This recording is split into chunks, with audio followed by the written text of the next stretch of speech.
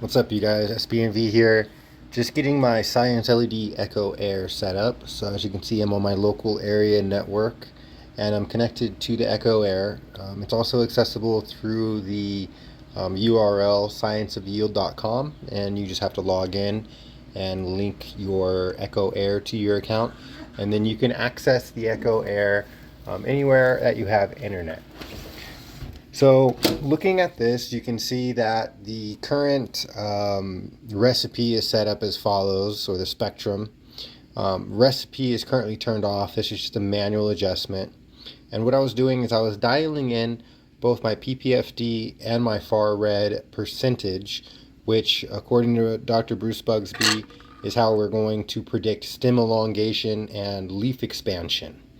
So pretty much look at this settings. I have the cool at 75%. The warms are only 25%. The intensity on those white LEDs is at 100. I'm at 85% red and only 15% far red as far as the shift goes, and then 50% intensity on the reds, and overall 35% master intensity.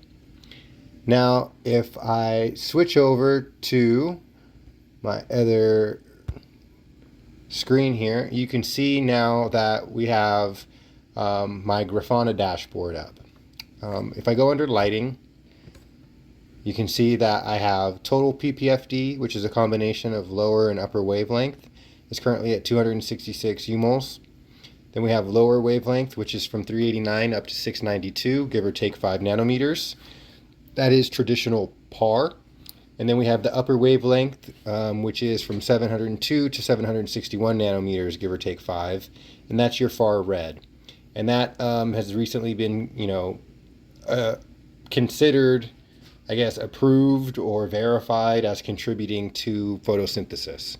So it's now part of PPFD values. So that's why we have the total PPFD value containing both of those. And then we have far red percentage here, which right now with these settings we're at 4.37%, which is perfectly fine.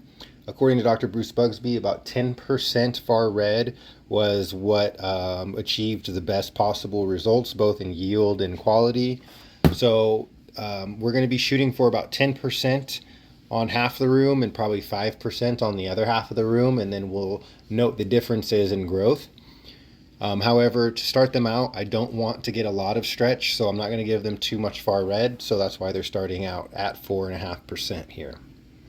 And then I created several panels here to show DLI, depending on what the circumstance is. So my hours on time goes all the way down to 11 hours and all the way up to 18 hours when I'm in veg. Sometimes I'll run 16.8, sometimes I'll run 18.6. It just depends.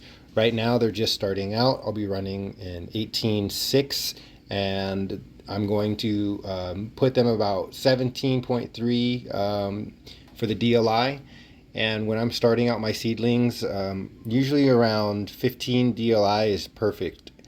Most vegetative crops need a minimum of 20 DLI, but or fruiting crops, I should say. Most fruiting crops need a minimum DLI of 20. But when we're in veg, it's okay if we go a little bit lower than that, especially brand new seedlings. So brand new seedlings, like I said, around 15 DLI is plenty. And then as they get their first true sets of leaves and whatnot, we'll up that DLI to low 20s, 25, and then progress from there.